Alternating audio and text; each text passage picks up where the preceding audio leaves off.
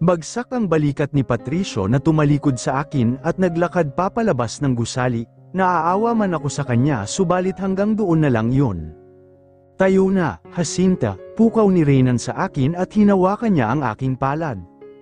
Habang naglalakad kami papasok sa kwarto ng judge ay hindi maalis-alis sa aking isipan kung papaano nalaman ni Patricio ang tungkol sa aming kasal ni Reynan. Hanggang sa nagsimula na ang simpleng seremonya ng aming kasal, na ang tanging saksi lamang ay ang aking mga magulang at ang kapatid ni Reynan. Pumarito ba kayo ayon sa kagustuhan ninyong dalawa at walang pumilit sa inyo? Tanong ng judge. Opo, sagot naming pareho. Nangangako ba kayo na magmamahalan hanggang sa inyong huling hininga? Opo, ngayon, idedeklara ko kayong mag-asawa, huling sabi ng judge. I love you, Mrs. Jacinta Zaragoza, sabi ni Reynan, sabay halik sa aking lobby. I love you too Mr. Reynan Zaragoza, tugon ko sabay yakap sa kanya. Reynan, huwag mong paiiyakin ang anak namin, ha, sabi ng aking ama. Opo, pangako, papa, mama, bubusugin ko ng buong pagmamahal ang aking mag-ina. Pagkatapos ng seremonya ay nagtungo kami sa isang restaurant para sa simpleng kainan naming magkapamilya, nang matapos ay isang sorpresa ang iniabot sa akin ni Reynan, trip to Korea, Japan at Greece. Reynan, totoo ba ito? Seryoso kong tanong. Oo, dahil gusto kong sulitin natin ang mga araw sa ating buhay, Jacinta. Okay, kung yan ang gusto mo, Reynan, gusto ko na rin, nakangiti kong tugon. Pagka-uwi namin sa bahay ay agad nagpaalam si Reynan sa aking mga magulang na iuwi na niya ako sa kanilang bahay. Hindi naman tumutol ang aking mga magulang, at tinulungan pa ako ng aking ina sa pagligpit ng aking mga gamit. Nak, pagka-uwi mo galing bakasyon ay agad nyo kaming dalawin, ha? Pakiusap ng aking ina. Oo naman, mama, ingatan mo yang magiging apo namin Jacinta. Huwag kang masyadong magpupuyat at magpapagod, bilin ng aking ama. Opo, salamat, pa. Kinabukasan ay lumipad na kami patungong Korea. Ito ang una naming pinasyalan ng aking asawa. Isang linggo kami dito at wala kaming ibang ginagawa kundi ang pasyal dito at pasyal doon at shopping na rin. Lahat ay puro masasayang alaala ang binubuo namin. Tulad ng ipangako ni Reynan sa akin na mamahalin at aalagaan niya ako, at yun ay kanyang pinatunayan sa akin, at tuluyan na ring nahuhulog ang aking loob sa kanya at ang aking pagmamahal, at dahan-dahan ko na ring naiwaglet sa aking isip si Patricio. After Korea nagtungo na naman kami sa Japan. Napagod ba ang misis ko? Tanong ni Reynan nang makarating kami sa hotel. Hindi naman Mr. Zaragoza, nakangiti kong tugon sabay upo ko sa kama at agad naman siyang tumabi sa akin. Si baby natin kumusta naman? Tanong niya sabay halik sa maliit ko pang tiyan. Okay naman siya daddy, nagutom ka ba? Hindi? Anong gusto mong una nating gawin sa araw na ito? Pahinga muna tayo at bukas na ang pamamasyal, okay? Love you. Hanggang sa natapos naming puntahan ang 5 bansa sa loob. 2 buwan, agad naming dinalaw ang aking mga magulang at sobra ang kanilang pangulila nang makita nila ako at ganoon rin ako sa kanila. Nak, ayaw ko sanang sabihin ito sa iyo para hindi magulo ang isip mo, pero sa tingin ko ay kailangan mo itong malaman.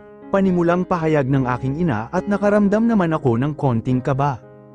Ano ba ang dapat kong malaman, ma, Patricio? Seryoso niyang sabi.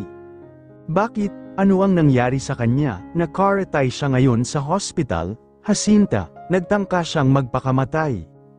Ulit, napalakas ang aking boses sa pagkabigla at narinig yun ni Reynan kaya napatingin sila ni Papa sa akin, hindi ko alam aking ama sa kanya ang tungkol sa nangyari kay Patricio.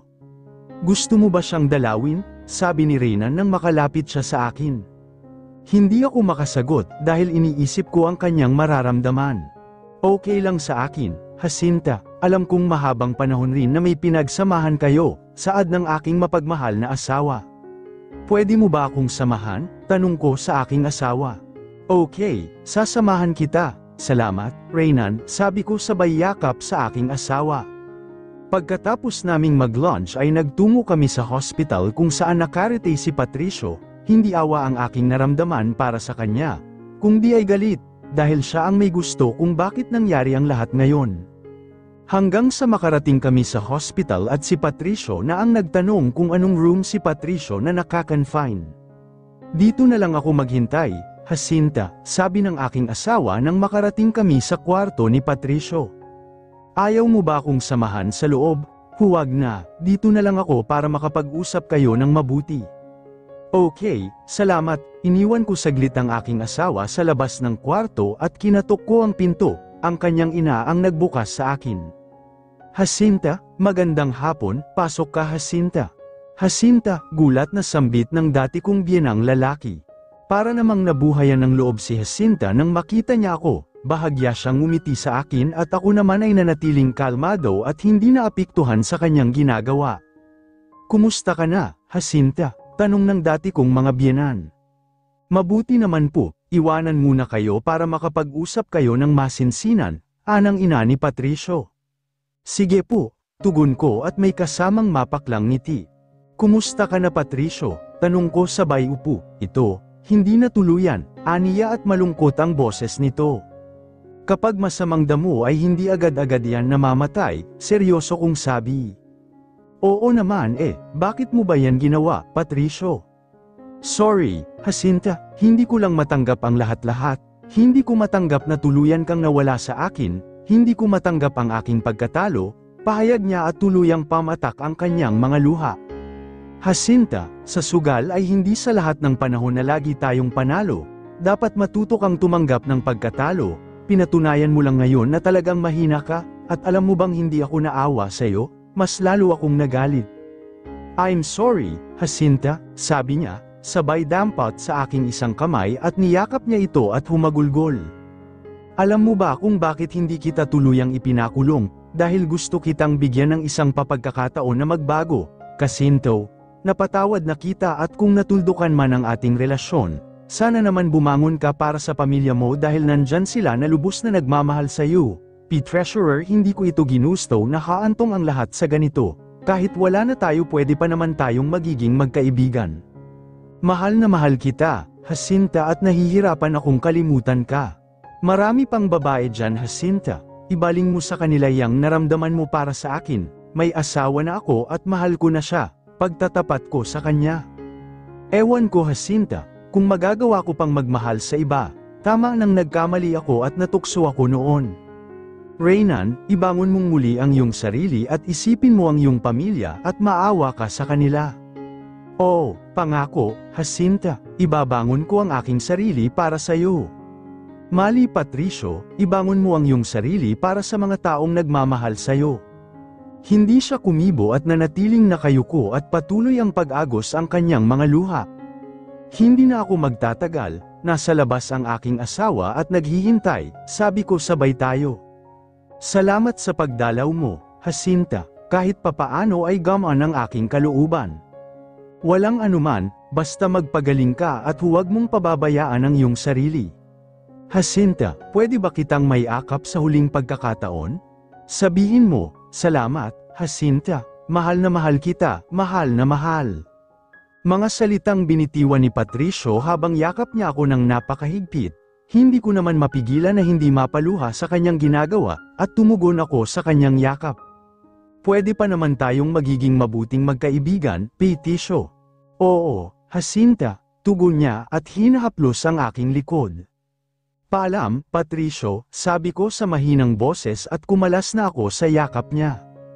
Hilam sa luha ang mga mata niya habang papaalis na ako, pero pilit kong tinapangan ang aking sarili para hindi na muling masaktan sa tuwing nakikita ko siyang luhaan. Nang makalabas ako mula sa kwarto ay agad akong napayakap sa aking asawa, hindi ko alam kung bakit, basta ang alam ko lang ay pagmamahal ang pagyakap ko sa kanya. Kumusta ang pag-uusap ninyo? Tanong niya habang hinahaplos ang aking likod. Okay naman, sinabihan ko lang na tanggapin niya ang katotohanan. Mabuti naman kung ganoon, tayo na. Lumipas ang mga buwan at malapit na akong manganak at lagi na lang nasa bahay dahil tamad akong lumabas. At si Reynan naman ay mas nakilala ko ang kanyang tunay na pag-uugali at wala akong masabi sa kanyang pagiging mabuting asawa. Nagiging maayos ang aming pagsasama ni Reynan at binubusog niya ako sa pagmamahal. Lahat ginagawa niya para magiging masaya ako at ang aming pagsasama. Nabalitaan ko na lang mula sa aking ina na ng ibang bansa na si Patricio, nagpapatulong ito sa kanyang tita na nasa Amerika. Ang rason niya ay para mas madali niya akong makalimutan. Sumapit ang aking buwan ng panganganak at nagsilang ako ng isang malusok na batang lalaki. Mas nagiging masaya ang naramdaman namin ngayon dahil nadagdagan ang aming pamilya at may magpapatuloy sa lahi ng mga Saragosa. Ang gwapo ng anak natin, Jacinta, kamukhang kamukha mo, masayang aming sanggol. Hindi naman yan kamukha ni Jacinta, Reynan, kamukha mo naman si Baby. Hati naman ang mukha ni Baby, sabi ni Papa, patanjin nga sa baby ni Mommy, masasaya kong sabi. Oo nga, nagmana kay Daddy. Bakit wala sa akin, kunwari akong malungkot habang hinaplos ko ang mukha ng aking anak. Ang bilis ng panahon Dada Remegi, parang kailan lang no, sabi ko sa aking asawa na nasa kabilang gilid ng aming anak, habang kami ay nakahiga sa kama. Oo nga ang bilis ng pag-ikot ng taon, tingnan mo si James, malaki na, pero natatakot ako baka hindi ko na masisilayan ang kanyang pagbibinata, seryosong tugon ni Ren.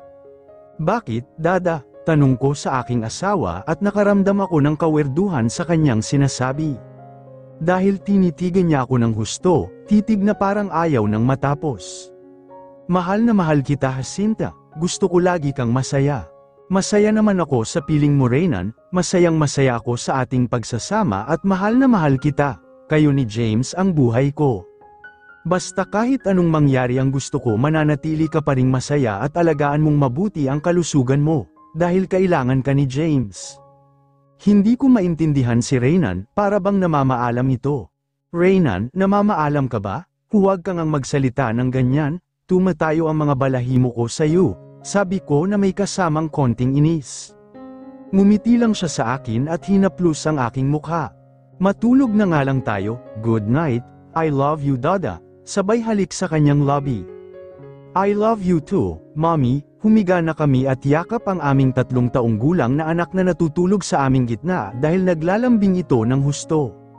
Nagiging balisa ako at buong gabi na hindi nakatulog, ngunit ang aking mag-ama ay ang sarap ng kanilang tulog at malaya ko silang pinagmasdan lalo na ang aking asawa. Napakagwapo ni Reynan sa mga oras na ito, sobrang maaliwalas ang kanyang mukha na tila lumiwanag sa aking paningin. Hindi ko napigilan ang aking sarili at kusang umangat ang aking isang kamay at napahaplos ako sa kanyang mukha. Ano itong naramdaman ko? Bakit ganito ang pangungulila ko kay Reynan, gayong araw-araw at gabi-gabi naman kaming magkasama? Mga tanong ko sa aking sarili. Mama, I want milk, sabi ng aking anak na nagsimula na itong umiyak. Sosh, yes baby, mama gumawa ng gatas mo. Mama, milk, milk. Paulit-ulit niyang sabi pero nanatili pa ring nakapikit ang mata nito. Dada, Dada, okay, Mama, tugon niya sabay yakap sa aming anak. Lumabas ako sa kwarto at nagtungo sa kusina upang gawa ng gatas ang aming anak. Hindi ako nakahinga, anak, paputol-putol na boses ni Reynan at pilit niyang binuhat si James para ilagay sa kanyang crib. Ang sikip ng aking dibdib ang ikuan Ange, sambit niya sa mahinang boses. Pilit tumayo si Reynan para abutin ng tubig sa ibabaw ng lamesa, ngunit hindi na siya umabot at biglang bumagsak. Dibdib, dibdib, naku, tulog pa yata si Reynan, sabi ko at dali-dali kong tinapos ang paggawa ng gatas ni Reynan, dahil narinig ko ang kanyang iyak at patakbo akong bumalik sa kwarto. Laking gulat ko nang makita si Reynan na nakahandusay sa sahig. Reynan, Reynan, paulit-ulit kong sambit sa kanya at patakbo ko siyang nilapitan sabay yugyog. Reynan, anong nangyari? Reynan, Diyos ko, napaiyak na ako ng husto at hindi ko na alam ang aking gagawin dahil sobrang putla na ni Reynan na tila lantang gulay na siya, idagdag pa ang panay iyak ng aming anak. Kami lang sa bahay at ang aming isang katulong, iyak ako ng iyak habang kinukuntak ko ang aking mga gulang at ang kapatid ni Reynan, na kasalukuyang nasa bakasyon. Tumawag rin ako ng ambulansya at saka ko naman tinawag ang katulong para mahawakan niya si James. Reynan, anong nangyari sa'yo? Reynan, gumising ka. Reynan, sambit ko sa kanya at patuloy ang pagyugyug ko sa kanya. Tulirong-tuliro ako at parang nawala saglit sa aking sarili. Reynan, huwag mo akong biruin ng ganito. Reynan, Humahagulgol na ako at kahit alam kong wala ng buhay si Reynan, ay nagbulag-bulagan ako, sapagkat hindi ko matanggap na wala na siya at umaasa ako na natutulog lang siya. Ma'am, anong nangyari kay, sir? Gulat na tanong ng aming katulong. Hindi ko alam, gumawa lang ako ng gatas ni James, pagbalik ko nasa sahig na siya, wala sa sarili kong tugon sa katulong. Kinuha niya si Nathaniel at pinapainom ng gatas, ngunit ayaw niya sa tila na intindihan ang nangyari sa kanyang dada. Pagkalipas ng kalahating oras ay dumating ang ambulansya, pilit nilang binigyan ng lunas si Reynan, ngunit wala na talaga itong buhay. Ang sabi nila ay cardiac arrest daw ang nangyari sa aking asawa, hindi ako makapaniwala at hindi ko matanggap na sa isang iglap ay mawawala si Reynan sa aking buhay. Hindi totoo ito, pagsisigaw ko habang yakap ang katawan ni Reynan ng mahigpit. Dinala ang katawan ng aking asawa sa hospital para masuri ng mabuti, sumama naman ako at doon ako naabutan ng aking mga magulang. Jacinta, ano ang nangyari? Luha ang tanong ng aking ina. Iniwan na kami ni Reynan, iniwan niya kami, paano na? Si James, ang batang-bata pa niya, humihikbi kong samban. Jacinta, anak, sambit ng aking ama at niyakap niya ako ng mahigpit. Ang daya-daya ni Reynan, sabi niya hindi niya ako sasaktan, hindi niya ako paiiyakin. Anak, tanging nasabi ng aking ina at niyakap niya rin ako. Bakit si Reynan pa? Paano na si James? Paano na ako? Puro ako katanungan at walang tigil sa kahagulgol. Anak, tatagan mo ang loob mo, para kay James, sabi ng aking ama na hinahaplos ang aking likod habang yakap nila ako. Hindi ko po matanggap na wala na ang asawa ko, ang aga para kunin siya sa amin, ang bata pa ni James. Pahayag ko habang hindi pa rin hamupa ang aking paghagulgol. Bago pa man dinala si Reynan sa morgue ay pumasok ako sa emergency room, para akong lumulutang sa hangin habang papalapit ako sa hinihigaan ni Reynan at nakatikip na ang mukha nito. Habang papalapit ako sa kanya ay wala namang tigil ang pag-agos ng aking mga luha. Hanggang sa makalapit na ako sa kama at nanginginig ang aking kamay habang pahawak ako sa kumot mula sa kanyang mukha. Reynan, gumising ka, uuwi na tayo sa bahay. Gumising ka Reynan, huwag mo akong biruin ng ganito. Gumising ka Reynan, panay ang yugyog ko sa kanyang katawan. Jacinta, tama na anak, sabi ng aking ina na pilit akong pinakalma. Hindi patay si Reynan, mama, buhay ang asawa ko. Buhay siya. Hindi ko na maintindihan ang aking sarili na tila mababaliw na ako, at wala ring katapusan ang aking paghagulgol, at hindi ko na alintana na ako lang pala ang pinagtitinginan ng mga tao sa loob ng emergency room. Ma'am, dadalhin na po namin ang bangkay sa morgue, sabi ng nurse na nakatalaga sa bangkay ni Reynan. Sandali, hindi patay ang asawa ko, natutulog lang siya, seryoso kong sabi na para bang wala na ako sa aking sarili. Sige na, dalhin niyo na, utos ng aking ama, at muli niya akong niyakap ng napakahigpit. Sandali, huwag niyong ilayo ang asawa ko, please, hindi patay ang asawa ko, huwag ninyong ilayo ang asawa ko, pagsisigaw ko. Dahil sa nagiging blanko na ang isip ko na tila masisiraan na ng bait ay napilitan ng doktor na turukan ako ng pampatulog para kumalma. Hindi ko alam kung ilang oras akong nakatulog at nagkamalay na lang ako na nasa isang pribadong kwarto na ako at binabantayan ng aking sister-in-law. Narcisa, tanong ko at tumalikod siya at bumangon. Nasa bahay na siya, Ate Jacinta, huwag kang mag-alala, inaasikaso siya ng iyong mga magulang. Umuwi na tayo, kailangan ako ng kuya mo, please, Ate Jacinta, tatagan mo ang iyong loob, para sa aking pamangkin, ate. Kailangan ka ni James. Natahimik ako at muli na namang umagos ang aking mga luha, at dali-dali naman niya akong niyakap. Paano ko ba ito lalabanan? Paano ko ba ito kakayanin? Binigla ako ng kuya mo. Hindi pa ako handa. Tugon ko na patuloy ang pagbaha ng aking luha. Umuwi kami sa bahay at nang makarating na kami ay hindi muna ako bumababa sa kotse, pinagmasdan ko ang buong paligid. I love you mama. Jacinta, nakangiting sigaw ni Reynan, habang karga niya si James at nilalaro sa ere. Habulin mo kami, Mama Jacinta, sigaw niya habang tumatakbo siya na kondong si James at tuwang-tuwa naman ang aming anak. Ate Jacinta, tayo na sa loob, lumabas ako sa sasakyan at sobrang bigat ng aking mga paa. Sumalubong ang aking ina sa may pintuan at karga niya si James. "Mommy," masiglang tawag ni James at napatitig ako sa inosenteng mukha ng aking anak, na halatang hindi pa niya alam ang nangyayari sa paligid. Awang-awa ako sa kanya at dahan-dahan ko siyang nilapitan at muling bamaha ang aking mga luha.